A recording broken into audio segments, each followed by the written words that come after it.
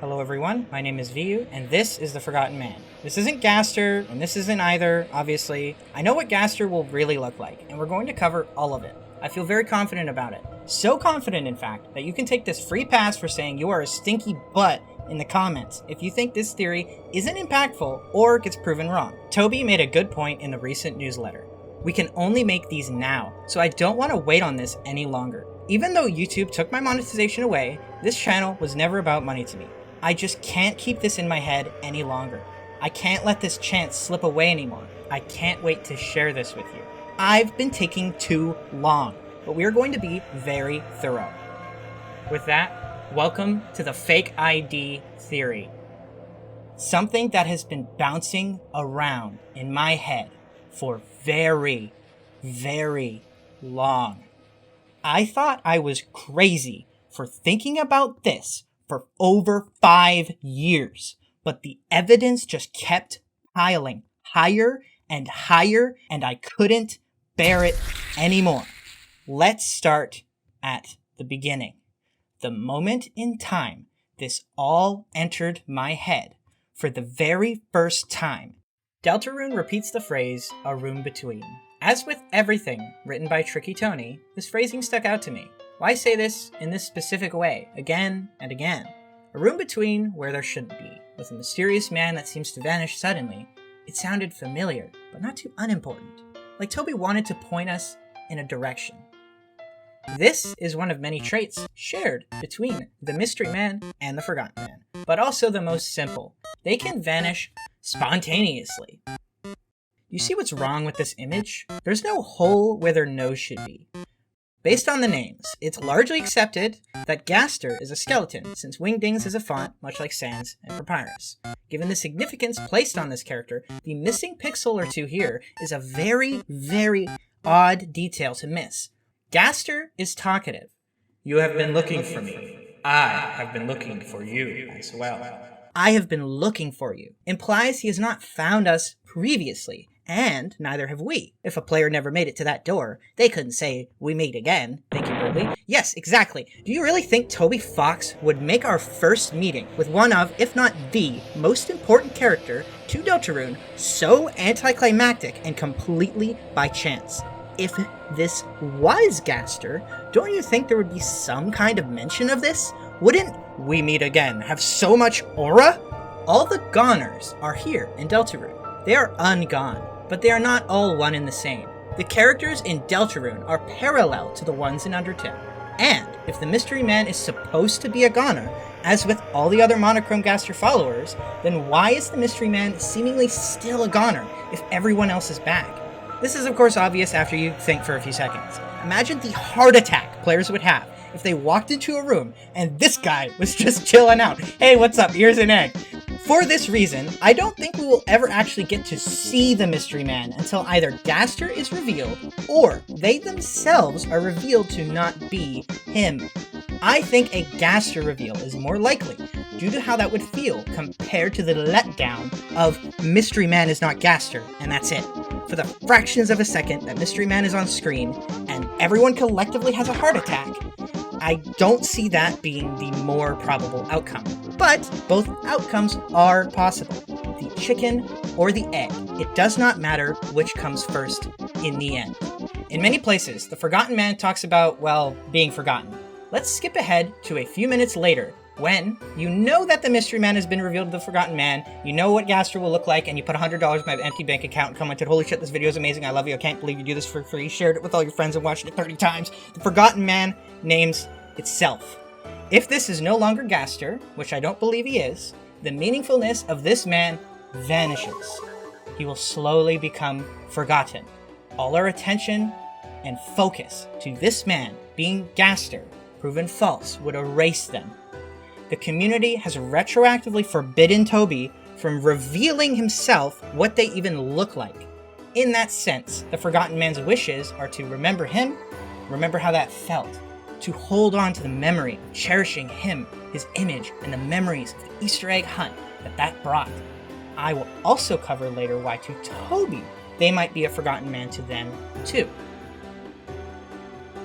Now, going back a few minutes, LARP is Tricky Tony this time. You're writing a character you can't have just name dropped randomly in any place. You can't just show them, right? This is someone important for years to come, tucked away, and has as much significance in the story that you would compare and mirror the Flowey tweets in Undertale with the Gaster tweets for Deltarune and welcoming us into the world itself. And you made someone that cool, someone that important, look like that? Look, I'm not saying the pixel art you find everywhere in Undertale is on par with Deltarune. I'm just saying that this design doesn't look as cool or as hot as people draw him. In Undertale, someone as important to the story, like Flowery, looks great. He's got a lot of attention, lots of animations, dialogue, and so on. If this truly is Gaster, I really think Temmie and Toby would have spent a very, very long time on their appearance and our first meeting. Or, made it obvious. That's not cool. And, well, just because a theory is cool doesn't mean it's true. Still, though, that's so uncool. Even if this mystery weirdo does end up being Gaster in the end, by some miracle, it's so uncool. In the console releases of the game, getting an egg prevents earning a trophy with this title, complete without issue. And for a while, this wording stuck out as odd to me. Well, a lot of things stuck out as odd to me, but think from Gaster's perspective. The Mystery Man is an issue, especially if we attribute them to them. If we are to assume that this doesn't refer to the meaning of the man issuing us an egg, then our meeting with this character is considered a problem by Gaster. As the other trophies are written by Gaster, and Gaster comments on them in-game, if, for example, you don't earn any, we know they are diegetic and canon dialogue from Gaster himself. There are many reasons to hide the identity of a character in a story, but why this character? Put simply, I think Mystery Man is supposed to be a token Easter egg character in Undertale that quite literally gives you Easter eggs in Deltarune. In the same token, Easter eggs in video games themselves are goners. Their presence in nature is secret, and the world is largely the same without them being found. So it makes sense having the Forgotten Man originally be a goner in Undertale and a reference to the future game, as with most of the other goners. Gaster himself is a reference to Deltarune. That's right, this guy's literally an Easter egg. That's why there's cracks. There's nothing to do with shattering across time and space and melting in lava or determination or whatever. Now, put yourself in Toby Fox's shoes again. His dog shoes. $25 MSRP. People would buy Mystery Man merchandise if they thought it was Gaster, but would most likely feel ripped off and hurt at the reveal. I think this explains, at least partially, his heavy removal from all merchandise. The other goners haven't had a chance to get merch in the first place either. The only description of the Forgotten Man is that they are a man. Fittingly, the sprite's moniker, Mystery Man, is well fitting. To me, I think MysteryGo.ogg being used by the Mystery Man is a huge mistake if they are ultimately just a goofy creepypasta-esque character Toby added, and I think this is the case. I speculate that Mystery Man was the first such character to be added right after the sound test, because it is one increment after in the fun value, and Toby later reused the sound for other characters once he made Gaster's theme and mixed it to create the sound effect. This would later come to be plot relevant when it was used with the Goner followers, and it caused an issue with the naming convention. The mistake.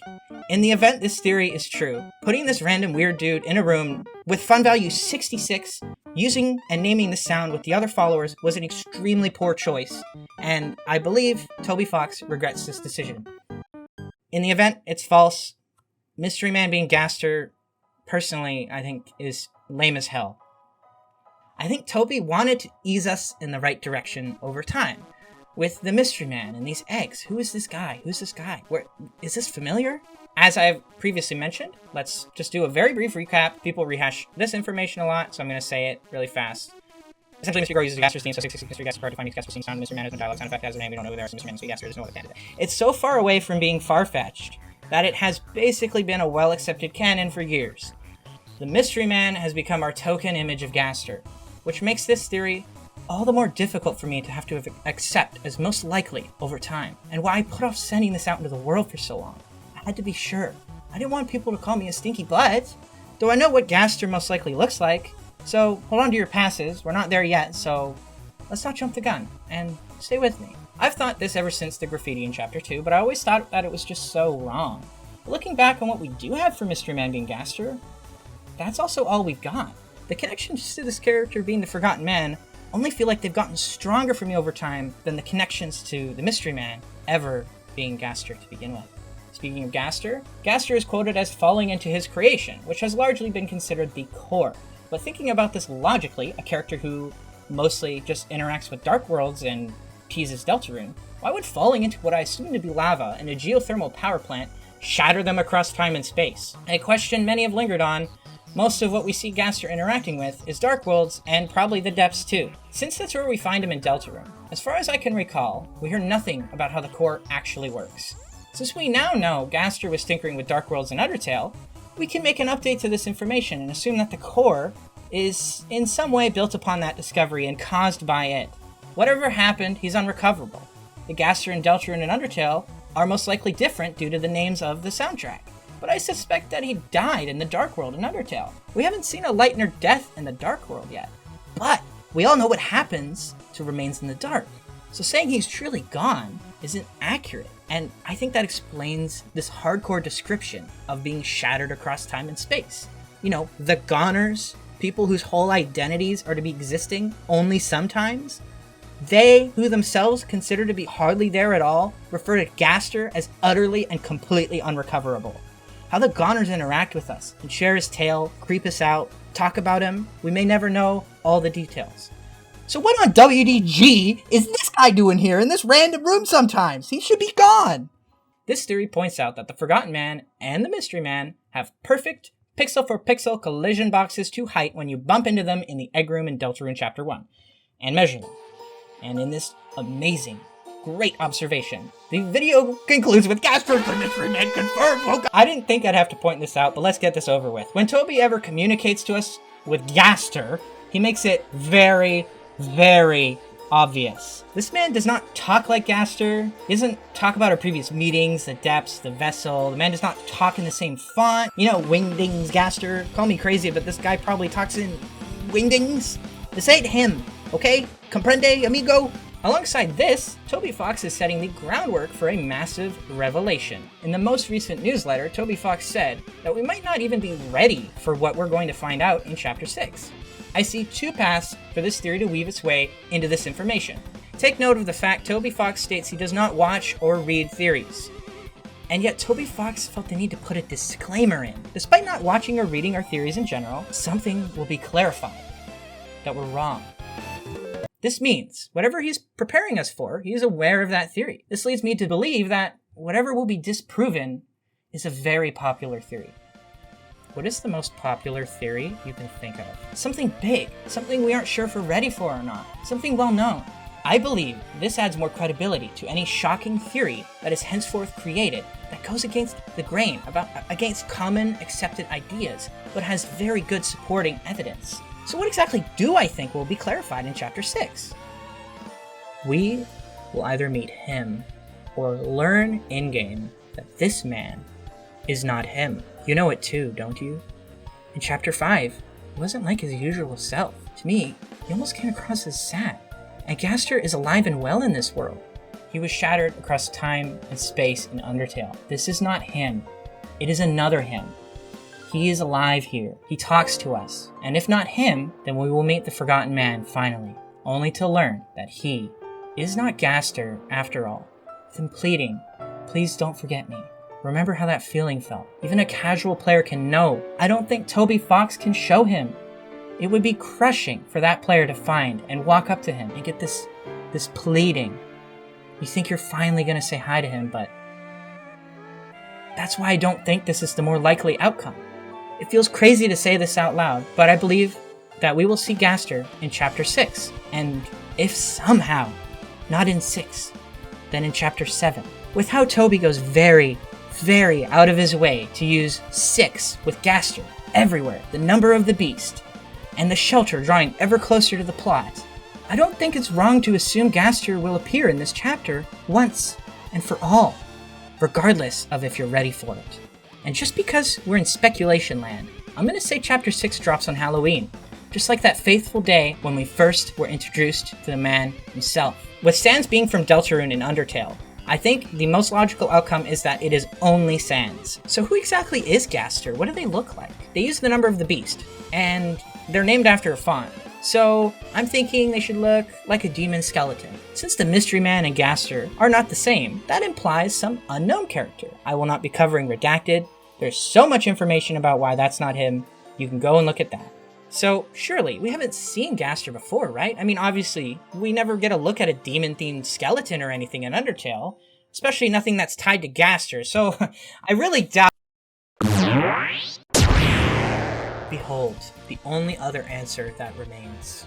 Literally called a Gaster Blaster. This is in the files. It's used in Sans attacks. Everyone knows it's called a Gaster Blaster. Everyone knows Gaster is a skeleton, but there are no voices shouting my thoughts along with me all this time. It's because we've had no answer for the Mystery Man. Until now, there are too many connections to make. As for the Blaster, this is perfect. It's from Undertale, where we first learn about Gaster.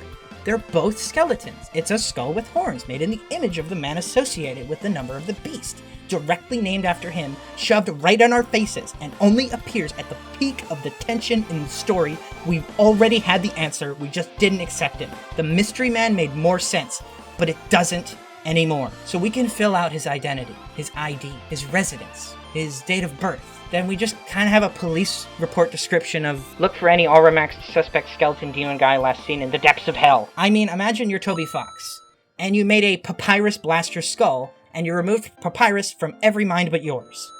You'd make the skull look like Papyrus, at least vaguely, wouldn't you? They're both a skeleton, and that's a skull. I think to Toby at the time, this felt obvious to him. An unknown skeleton character. Let's have some skull attacks named after him. Behold, skulls in the image of Gaster, the royal scientist, demon skeleton. Sans ultimate attack was to use WD Gaster faces to kill you. And to be honest, that feels right on point with Sans. And after looking at how little Gaster is even mentioned in the files, I'm honestly kind of surprised. A bunch of people didn't look at this right away and use the blaster instead. I couldn't find anyone online with the same idea that I had. But when you think about the information we had, of course. Why would it not be the Mystery Man? Saying the Gaster Blaster resembles Gaster, you would have to disprove one of the most well-accepted and understandable theories in the entire fandom. But nobody's ever gonna do that, right? The demonic imagery pairs so well with the hardcore description of being shattered across time and space. The feeling of megalovania being associated with karma and 666. To add to this, if you're one of the new crazy lunatics that think the Mystery Man is Gaster, so everybody you don't show this video to, why would the Gaster Blaster not feature the signature cracks from Mystery Man? Or make mystery sounds when they vanish? Or just do literally anything else? There's so much more information here, and Gaster's used in the files all over the place. If this was really him, Mystery Man, wouldn't this file just be called gaster.png? I'm only including a shred of this, in the odd chance you just skip the whole explanation before and don't buy it. But I've been feeling this guy was actually the Mystery Man the moment I looked at that graffiti in Chapter 2. And I just had a thought I didn't know would haunt me forever. So if you become a believer of this theory, when you refer to Gaster, use this image instead. Anyone else who doesn't believe it is a stinky butt. You have those passes. It's important to re-mention the main evidence for the claim of this visage. Gaster is a skeleton. This is a skull named after him, and we know that the Mystery Man and Redacted are not Gaster. And, to add to this, Mystery Man is in Deltarune as the Forgotten Man. But maybe you're not fully convinced. I mean, to some, Gaster being a demon might sound far-fetched. So let's rein this in a bit. Let's cover demons. What do we know about demons and devils and hell in both games? And how are they connected to Gaster?